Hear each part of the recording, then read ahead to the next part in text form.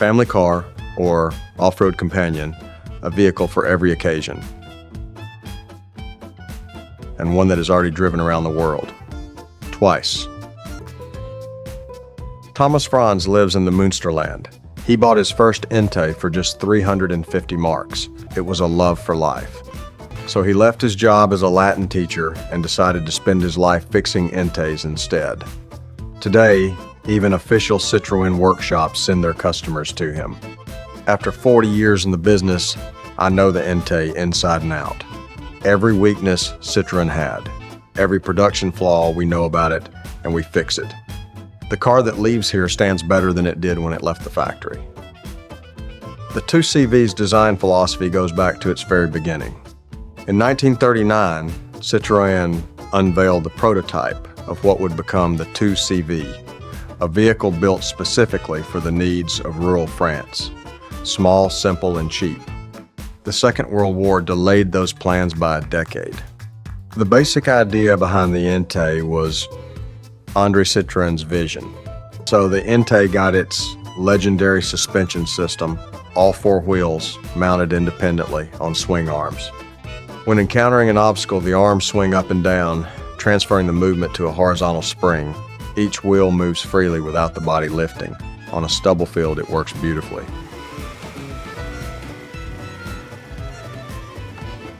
Meet Diffie, 63 Ente that has driven around the world twice. The first time Diffie was on the road for 20 years, a world record and an entry in the Guinness Book of Records. By now, Diffie has clocked 540,000 kilometers across Asia, Australia, Africa, and the Americas. Every kind of adventure, nearly drowned in the Mekong, close encounters with snakes in Cambodia. But one lap around the world wasn't enough for Diffie. In 1999, Diffie completed a second world tour. This time in just 80 days. On board again was Manny, this time with his companion Matterhorn. Matterhorn still raves about the crossing of Russia. Warsaw, Moscow, then straight through Omsk, Novosibirsk. 40 degrees in the car was nothing in Siberia, really. But we had a ventilation flap. Air-cooled, no air conditioning. My husband had the flaps fitted from a Pajero to cool your feet because it gets pretty hot behind the engine. 12,000 kilometers across Russia. Until Moscow, Diffie held up fine. Then suddenly a bang, a swing arm had broken. Lucky in the circumstances, in a workshop they got Diffie back on the road. Fuel was always a question. Where do you get your petrol? Tank trucks, just selling stolen fuel. And since nobody knew, we had 2 tanks, 73 liters at a time. Wherever they turned up, they were welcomed warmly. That made up for the terrible roads.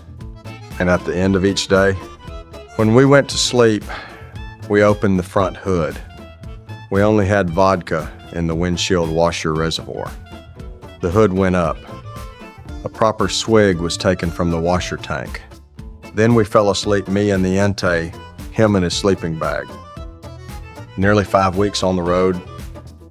Then they reached their destination, Vladivostok. With any other car, we would never have made it through Siberia. The Ente rides high, dances through every pothole. A Mercedes, a VW, it would never have worked. Every few thousand kilometers, we praised Diffie. Not that anyone should think we'd lost our minds, but that car was our everything. Diffie no longer travels the world. The occasional outing, perhaps, but otherwise, a well-earned retirement.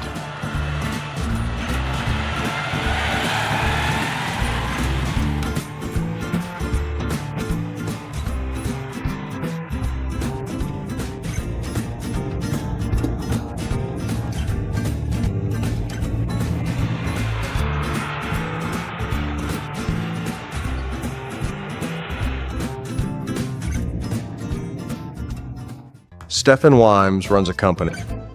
He makes sure that enthusiasts can get exactly what their cars need. The 2CV is an icon, a symbol like the beret or the baguette. The car was produced from 1948 to 1990.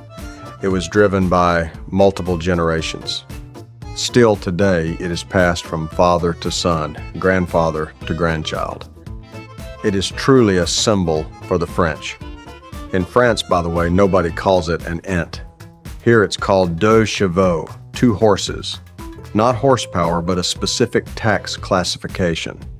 And here is Stéphane's company, where the parts are not simply reproduced. They are original components, produced with the original tooling from decades past. His company once held the Citroen dealership for the Cassis region. When Citroën decided to stop building the 2CV, they asked Stéphane whether he wanted to take over the old machines. Voila, he said yes. And so, to this day, he produces original parts for the Ente.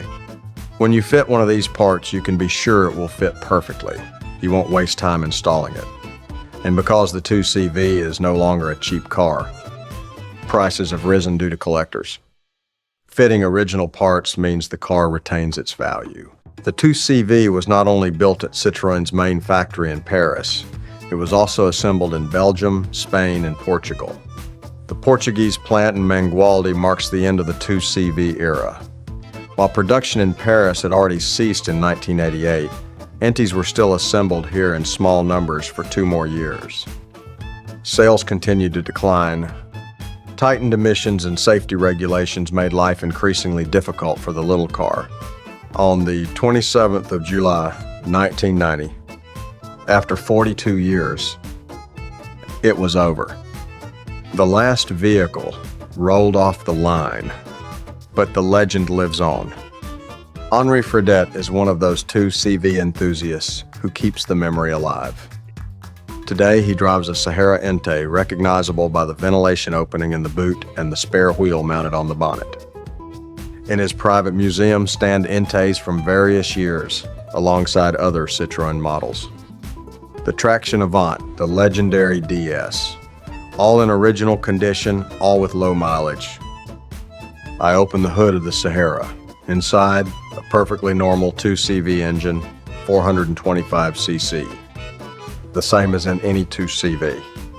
The special thing is that the Sahara has a second engine at the rear. It is the only car in the world with 2 engines. This second motor drives the rear wheels independently from the front. 2 engines, 2 ignition keys, 2 starters, first the front, then the rear. Twice 12.5 horsepower. Only around 700 Sahara Entes were ever sold, yet Citroën was proud. The Sahara tackles extreme gradients, desert, sand, or snow, it doesn't matter. And one more detail, a fuel filler in the door. Because the second engine sits in the boot, there's no room for a tank there.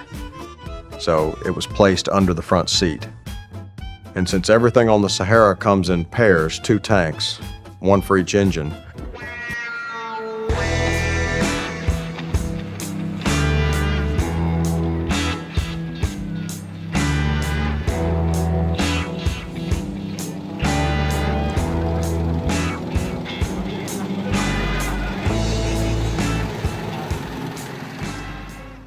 the German Enten in Dinslaken, near Oberhausen.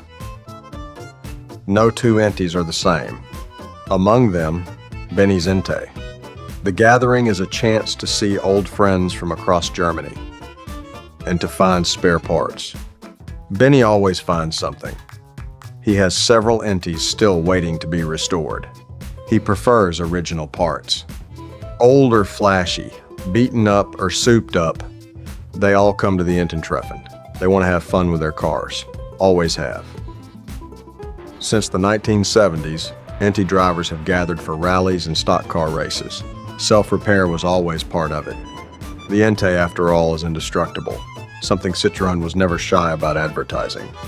Even the explosion of an atomic bomb, the 2CV survives it, indestructible.